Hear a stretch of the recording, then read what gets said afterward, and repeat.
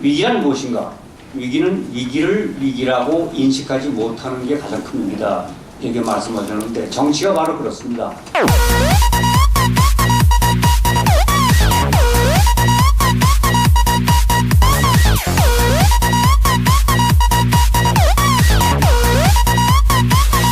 Your body. 또 위기가 분명히 있습니다. 특히 두 가지 양대 위기가 있는데 정치하는 사람들이 이걸 위기로 인정을 안 해요. 그걸 다루고 그걸 가지고 화제를 삼고 이슈를 삼고 어젠다로 삼아야 되는데 이게 그건 그냥 이렇게 어디 선반에 얹어놓고 다른 데 가서 난리를 치고 있기 때문에 저는 그게 바로 한국 정치 위기다. 그렇다면 한국 정치에 한국의 우리 국민이 또는 국가가 직면한 진짜 중대한 위기는 무엇이냐?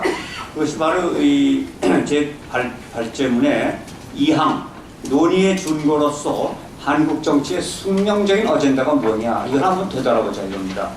두 가지 위기를 준거를 설정했습니다. 첫째는 국가의 안전보장 문제입니다. 이건 뭐 여야를 떠나서 보수건 진보건 시큐리티 한 국가를 영위하는 한에는 시큐리티야말로 항상 가장 중요한 어젠다가 될 수밖에 없지 않느냐.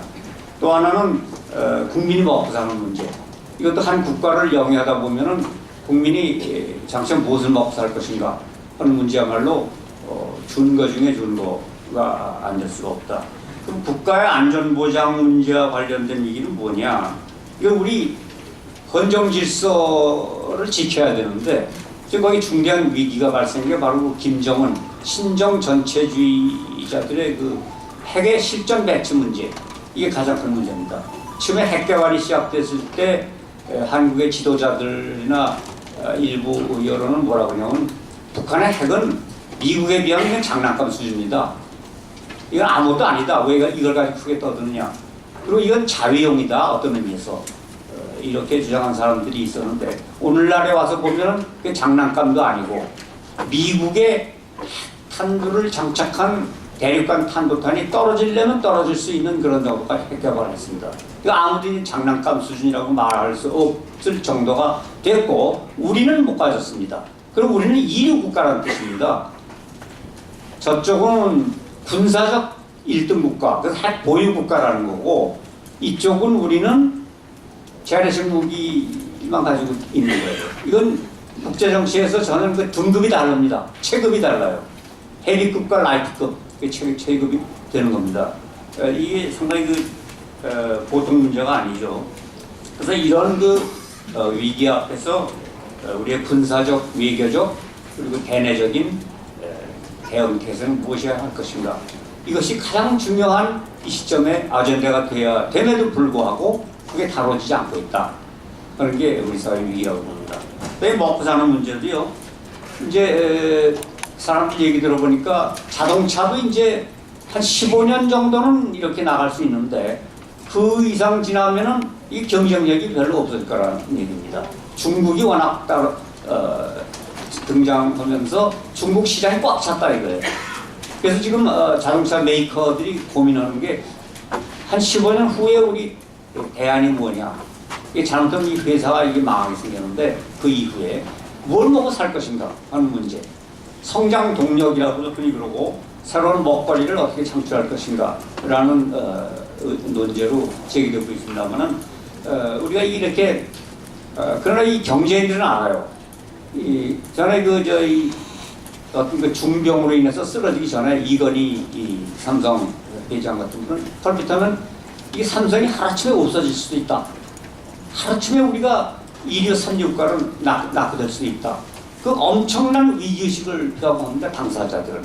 근데 정치하는 사람들이나 우리들은 설마 뭐 우리가 이만큼 벌먹고 있는데 우리가 또 뭐 어떻게 되겠느냐 이런 그냥 무사 태평이라 할까 그런 데 빠져 있습니다만은 청년 일자리 문제라든가 가계 파산 문제라든가 이런 문제가 이게 보통 심각한 게 아닌데 이거를 위해서는 흔히 말하는 그 히스토리컬 컴프로마이즈 역사적 대타협이 필요합니다.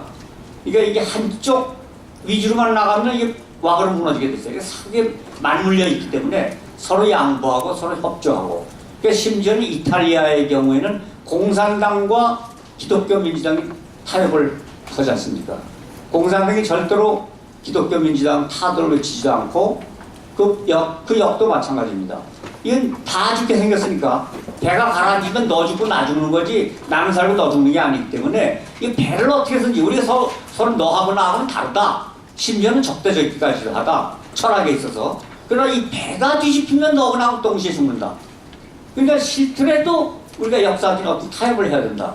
이런 방안들을 마련하고 있고 우리도 그 방향으로 가고 있습니다. 이건 누가 하나가 쓰러지면 다 같이 쓰러지게 되어 있는 상태에서 역사적 대타협을 할 수밖에 없다. 그럼에도 불구하고 매일 타협을 고사하고 맨날 같이 싸우고 있습니다. 그러니까 이 배가 구멍이 뚫려서 지금 물이 들어오고 있는데 우리가 싫어도 역사적 대타협을 할 수밖에 없는 시점에 왔는데 그게 잘 안 되고 있다는 데에 우리의 또 위기가 있지 않겠는가 이렇게 생각을 합니다. 이런 준거에 비춰볼 때 지난 19대 국회는 최악의 국회였다. 도대체 되는 일이 없어요. 뭐 하나 통과되는 일이 없고 생산되는 일이 없고 그 왜 이렇게 되느냐를 생각할 때 여당의 책임, 야당의 책임을 제가 생각해 봤습니다. 여당의 책임은 우선 새누리당 사람들의 경우는 제가 좀 신뢰되는 말이긴 하지만은 철학의 빈곤입니다. 정말 라 미제르 데라 필로소피예요. 철학 자체가 없어요. 그냥 일종의 영리 사업을 하는 거죠.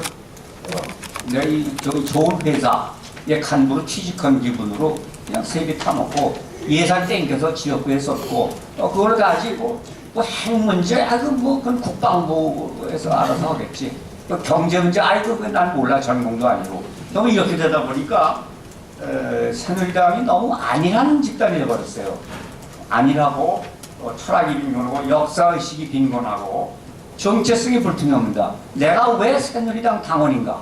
하필이면 내가 왜 야당 당원이 아니라 하필이면 굳이 새누리당 당원인가에 대한 그 확신과 정체성이 없어요.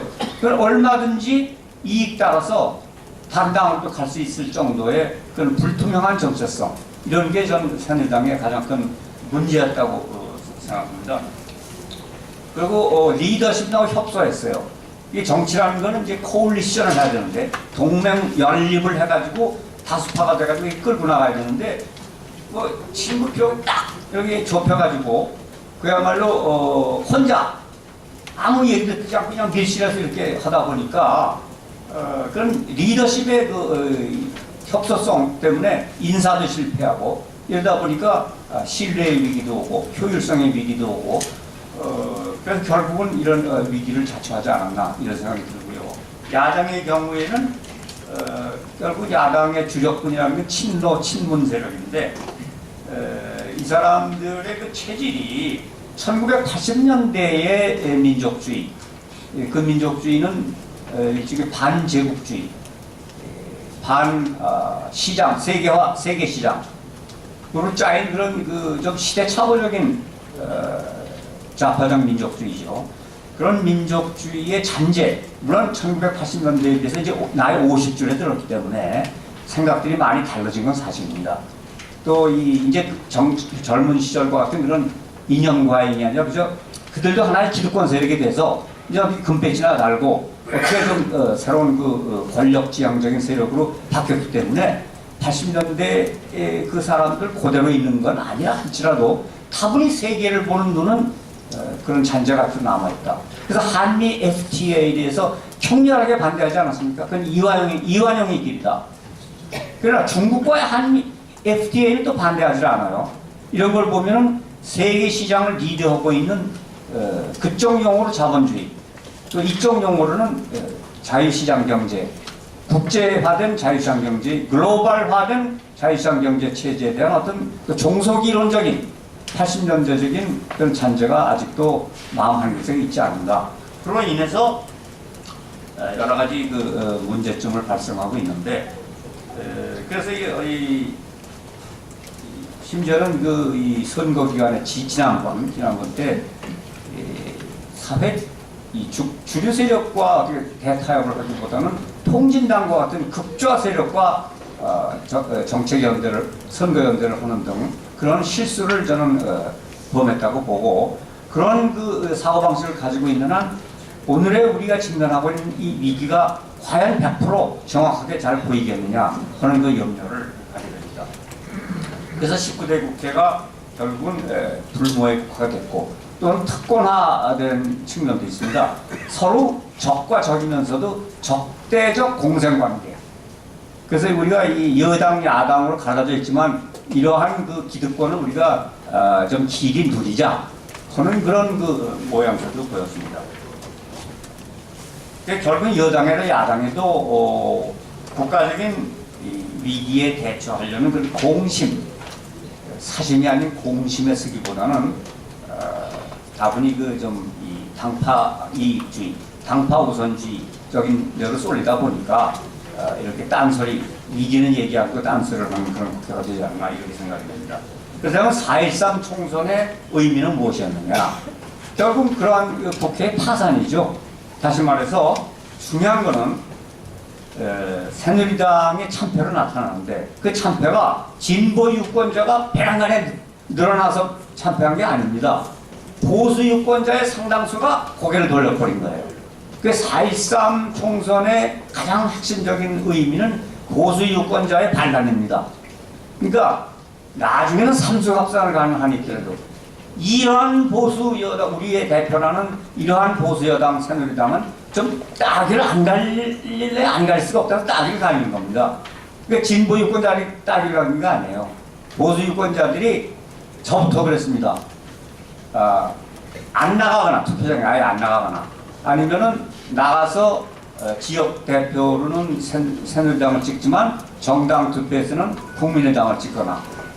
저보고 물어요. 집사람이 누구 찍었냐고. 그래서 새누리당 찍었고 정당은 국민의당을 찍었다. 저 국민의당을 어떻게 찍었냐고. 아니 미운데 어떡하냐고. 새누리당이 미워서 내가 그랬다.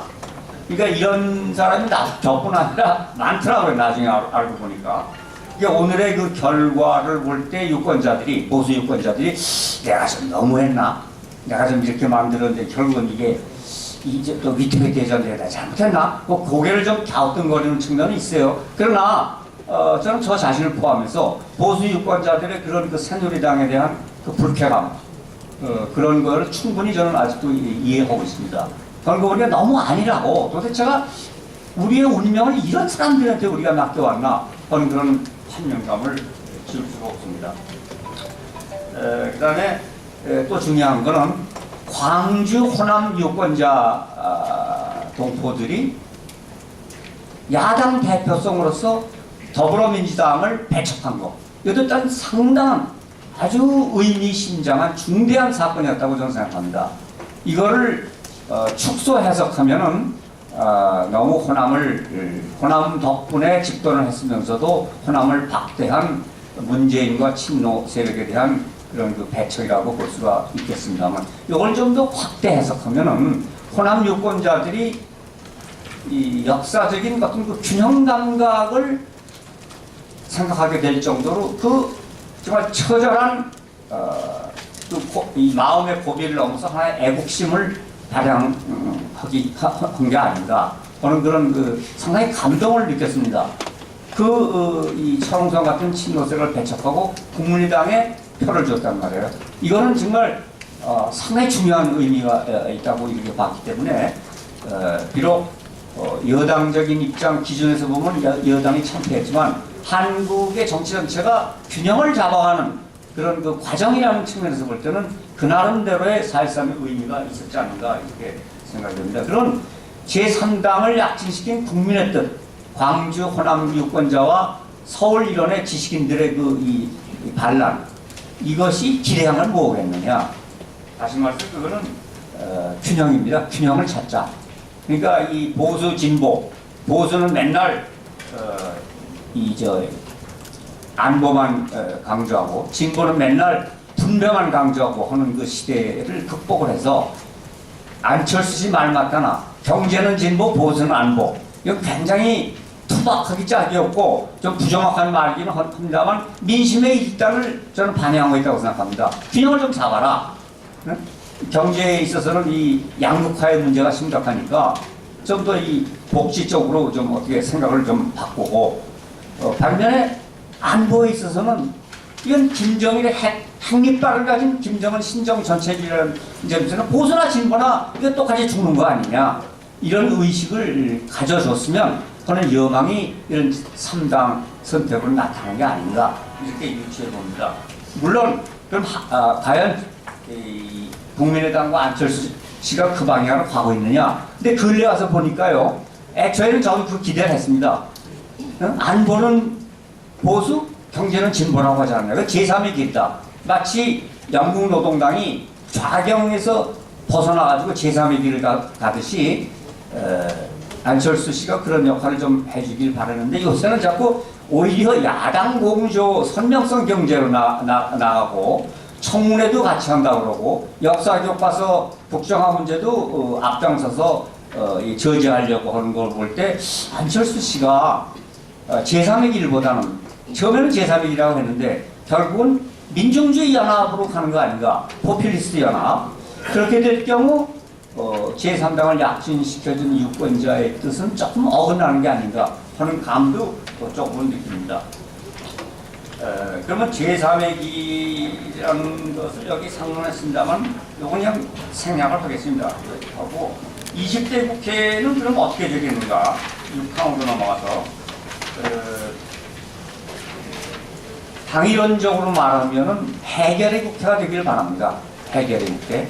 지금까지는 불가능의 국회였는데 그래서 여당이 제안한 것이라고 해서 무턱대고 거부권 놓지 말고 또 야당의 반대가 있으면은 이제 제2당으로 졌으니까 정부 여당도 흔쾌히 좀 양보할 줄 알고 이랬으면 좋겠는데 이게 어떻게 된 게 그렇게 안 되고 대통령과 제3당 대표가 만났을 때 대뜸 나온 논의가 뭐였냐면 이물리한 행진곡을 재창으로 하자. 물론 이게 중요하지 않다는 게 아닙니다. 그걸 재창했으면 하는 분들의 충정을 충분히 저도 공감하고 있습니다. 옛날에 80년대에 그걸 생각해서라도. 그러나 지금 가장 중요한 게 뭐냐 하는 기준을 볼 때는 핵 문제요 민생경제 문제지 대뜸 대통령 만나자마자 그 잘 통합이 안 되는 문제를 딱 들이밀고 이거 할래 안 할래 이거 하면 협치고 이거 안 하면 협치 안 하는 걸로 보겠다 이렇게 가지고 지금 삐그덕거리고 있는데 이건 뭔가 우선순위가 조금 바뀐 거 아니냐 그걸 논의하더라도 우선 핵 문제 이 김정은이가 이렇게 우리한테 이렇게 핵을 들이밀고 이거 어떻게 하면 좋겠습니까 라든가 이거 큰일 났습니다 요새 젊은 애들이 이제 반란이 이렇게 생겼습니다 이거 어떻게 방법이 없겠습니까? 뭐 이런 얘기를 한 끝에 나중에 님을 위한 행진곡도 재창하는 건 어떻겠습니까? 뭐 이런 식으로 어떻게 논의가 되면 좀 부드럽게 넘어갔을 텐데 다른 거 다 아직 그 말 딱 들이미니까 이거 19대 국회는 뭐 달라질 게 없지 않겠는가 하는 그런 그 걱정을 점하게 됐습니다.